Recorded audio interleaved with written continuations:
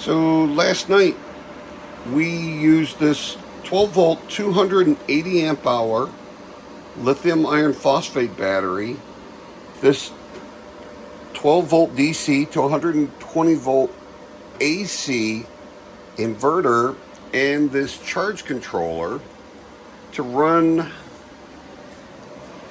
our 12,000 BTU EG4 mini split.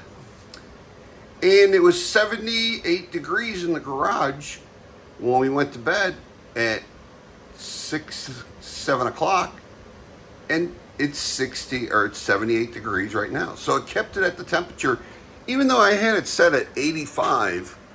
This thing is blowing out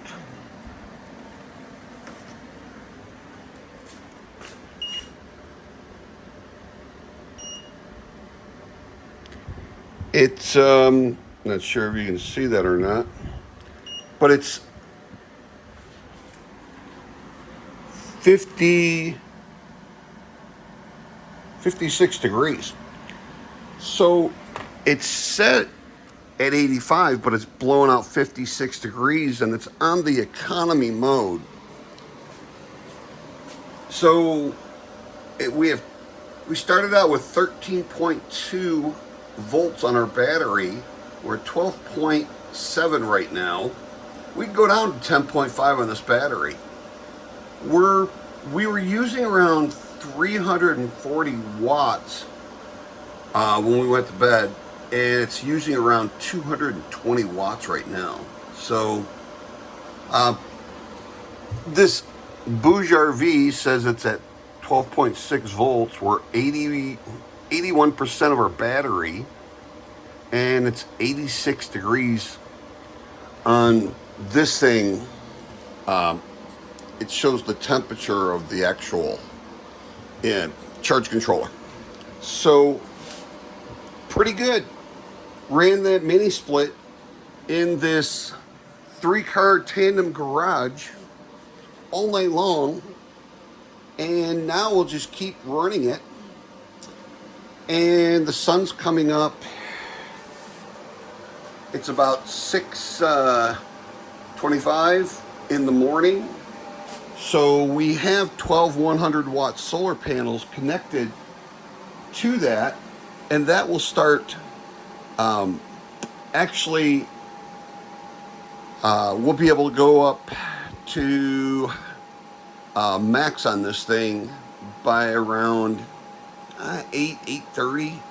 So, but right now, keeping this garage closed, it was 108 degrees out yesterday, and I believe it's around 82 degrees outside right now. So this did a wonderful job actually air conditioning this garage.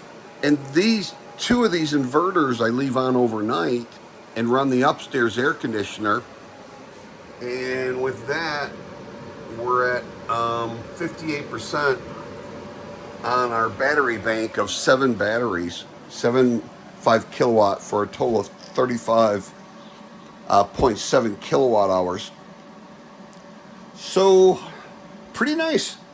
It's I'm doing this because I would like to use one of these in the motorhome. I have a 9,000 BTU Zocop. It's an off-brand, and it's I think it was like $400 for a 9,000 BTU.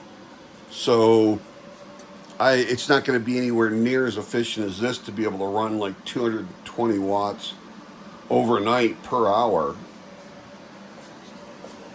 And but I'm going to have to try and run this overnight in the motorhome using this setup. But right now I only have 250 watt solar panels connected to this, and it does not show me on this display, but on the phone app that I have, and unfortunately it's on this phone, it'll show me how many volts are coming in and how many amps are coming in off of the 2 solar panels that we have. So we'll have to take a look at that. The sun's just starting to rise, so we gotta wait about an hour we'll have to wait till about 7:30 before we really start getting any sun on it at the angle to where it'll start showing probably like 40-50 volts, and maybe like start out at 1 or 2 amps. So, but that's pretty impressive. So these are $399 right now. This was $109, I believe, and this was like right around $109. And then 2 used solar panels were about $20 to $30. You can usually catch those. So, you know, and then your wiring, and then the mini split. Those mini splits are like $14.50 right now.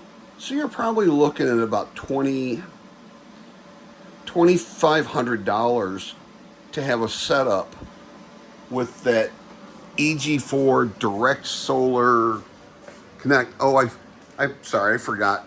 I have those 12 100-watt solar panels.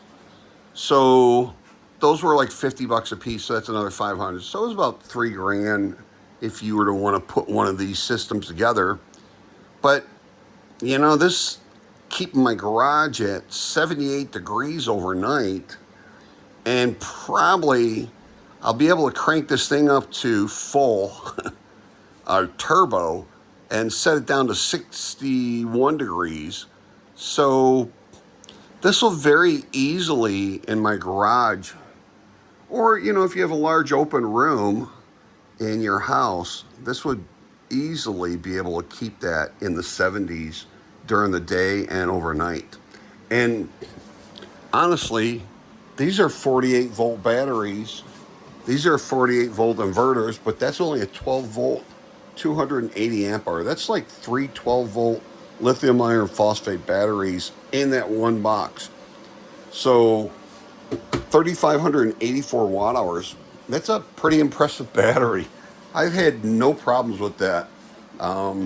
They sent that to me a couple months ago, about 4 or 5 months ago, and that thing has just worked flawlessly. There's no problems with it. It's Bluetooth, so I can go and look at it and see what it's, all the parameters on it, and see if there's any problems with it or anything. So I like it a lot. Anyways, we were able to run our air conditioning in our garage at 78 degrees for 12 hours overnight. Pretty impressive. That's pretty much it. We will see how it does. Now, those 12 100-watt solar panels, Grape solar panels, connected straight to that. So those don't do anything to charging. I only have 2 250-watt poly panels connected to this charge controller, connected to that battery. So we'll see how quick it takes to charge this battery back up again from 12.6 to 13.2 volts. I don't think it's going to take that long. Yesterday, I was getting around 20 amps coming in to charge that battery. So, you know, that should charge it up pretty quick at 20 amps. That's a 40 amp charge controller. And those poly panels are probably 5 years old, and they were probably 5 to 10 years old when I got them. So they're close to 15 years old, and they're still putting out really good power output. So we'll check it later on and do another video later on. That's it. Links in the description. Please like, share, subscribe, hit that notification bell. See you in the next video.